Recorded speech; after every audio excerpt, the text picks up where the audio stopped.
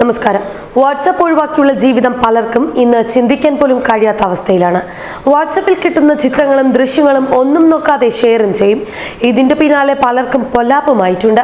ഈ പ്രശ്നത്തിന് പരിഹാരവുമായിട്ടാണ് കമ്പനി അധികൃതർ രംഗത്തെത്തിയിരിക്കുന്നത്. വാട്സാപ്പിൽ വരുന്ന ചിത്രങ്ങൾ ഇനി വ്യാജമാണോ എന്ന് എല്ലാവർക്കും പരിശോധിക്കാൻ കഴിയും. ഇമേജുകൾ സെർച്ച് ചെയ്ത് ഉറപ്പുവരുത്തുന്ന ഫീച്ചറാണ് കമ്പനി ഉപയോക്താക്കൾക്ക് മുന്നിൽ അവതരിപ്പിക്കുന്നത്. വാട്സാപ്പിൽ പ്രചരിക്കുന്ന സന്ദേശങ്ങളിൽ ഏറ്റവും അധികം പരാതി ഉയരുന്ന ഒന്നാണ് വ്യാജ ചിത്രങ്ങളുടെ പ്രചരണം എന്ന് പറയുന്നത്. ഇത്തരം ചിത്രങ്ങൾക്ക് കടിഞ്ഞാണിടുന്നതിനായി ഇപ്പോൾ പുത്തൻ ഫീച്ചർ അവതരിപ്പിക്കാൻ ഒരുങ്ങുകയാണ് വാട്സാപ്പ്. ഇമേജ് സെർച്ച് ഓപ്ഷൻ വഴിയാണ് ഇത്തരം വ്യാജ സന്ദേശങ്ങൾ തടയാൻ കമ്പനി ഒരുങ്ങുന്നത്. ഇത്തരത്തിൽ പ്രചരിക്കുന്ന ചിത്രത്തിന്റെ സത്യാവസ്ഥ എന്തെന്ന് ഒറ്റ ക്ലിക്കിലൂടെ അറിയാൻ കഴിയും. ഗൂഗിളാണ് ഇതിന് സഹായിക്കുന്നത്.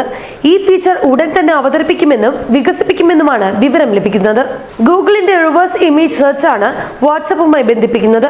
ഉപയോക്താവിന്റെ കയ്യിലുള്ള ചിത്രം അപ്ലോഡ് ചെയ്താൽ സമാനമായ ചിത്രങ്ങളുടെ വിവരങ്ങൾ നൽകുന്ന സൗകര്യമാണിത്. സേവനം എന്നു മുതൽ ലഭ്യമാകുമെന്ന് വാട്സാപ്പ് വ്യക്തമാക്കിയിട്ടില്ല. എന്നാൽ വാട്സാപ്പിന്റെ ഏറ്റവും അധികം അപ്ഡേറ്റ് ആയ വേർഷൻ 2.19.73 ആപ്പിലാകും ഇവ ആദ്യം എത്തുക എന്നതാണ് സൂചന. ഫീച്ചറിൽ ക്ലിക്ക് ചെയ്യുന്നതോടെ ചിത്രത്തിന്റെ യാഥാർത്ഥ്യം എന്തെന്ന് വെബ് പൂളിൽ ഗൂഗിൾ തന്നെ സെർച്ച് ചെയ്ത് കണ്ടെത്തും. എന്നാൽ ഈ ഫീച്ചർ എല്ലാ വേർഷനിലും ലഭിക്കുമോ എന്ന കാര്യത്തിൽ വ്യക്തതയില്ല. ബോട്ട് അക്കൗണ്ടുകളിലും സ്പാം അക്കൗണ്ടുകളും കഴിഞ്ഞ കുറച്ചു മാസങ്ങളായി കമ്പനി റദ്ദാക്കി വരികയായിരുന്നു.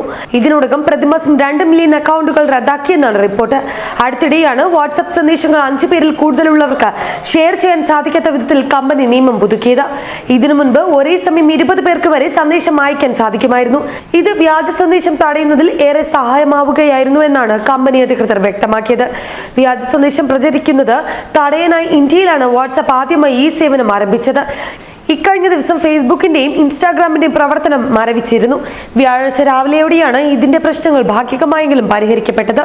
ന്യൂസ് ഡെസ്ക്, മറുനാടൻ TV.